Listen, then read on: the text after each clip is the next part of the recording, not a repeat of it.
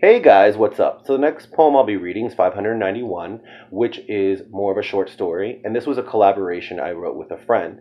It's called Never Again Baby. This is the second part to Never Baby. The first one talks about these two lovers who are having an affair. This one brings in the boyfriend, the twists and turns, which are kind of unexpected. But I really wanted to show that when you're playing with fire, you're bound to get burned, and in the end, no one really gets what they want. Never again, baby. Tonight, he will know my deepest feelings, but I'm afraid of what it will do to him. I cannot love him out of pity. I must be true to the man that makes my heart bleed. It had never been this cold. I opened the door and shiver in the darkness. I trek blindly through the darkness, but do not find him. Where could he be? Marcus? Marcus?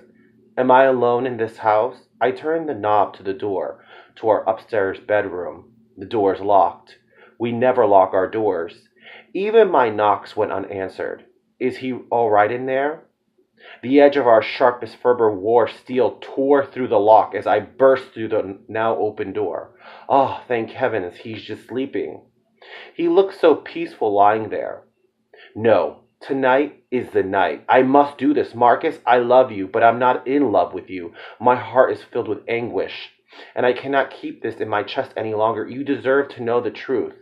I'm in love with Michael. Oh, I can't do this to him. His bed was so warm, but I felt pang of nausea and the urge to be closer to him. I reached for his hand. It was cold as ice. I shook him a little. Marcus?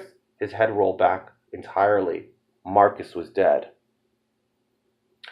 It was a Sunday, the day I spent by myself. I was somewhere in the middle of the ocean when I received that dreadful call. I knew that there was something off, for today he usually spent time with Marcus. I picked up the phone. At first he was frantic.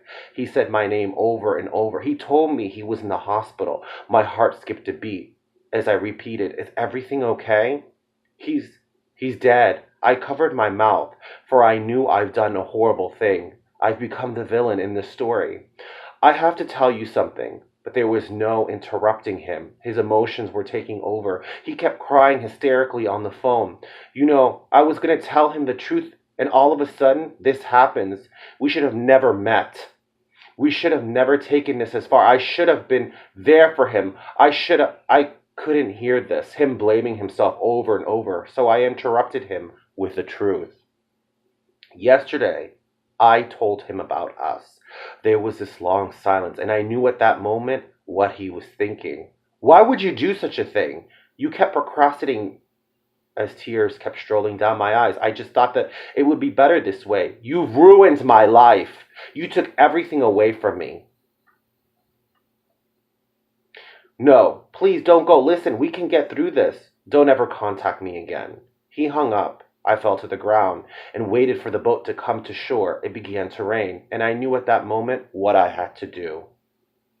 I walked inside and did the sign of the cross. I made myself to the confession stand and spoke through the window. Forgive me, Father, for I have sinned. It's been years since my last confession. I'm not a bad man, but I've done very bad things. I know it will take time, but all I'm asking is for forgiveness. Sometimes we get so caught up with infidelity, we forget how much we destroy and how much guilt we have to live with.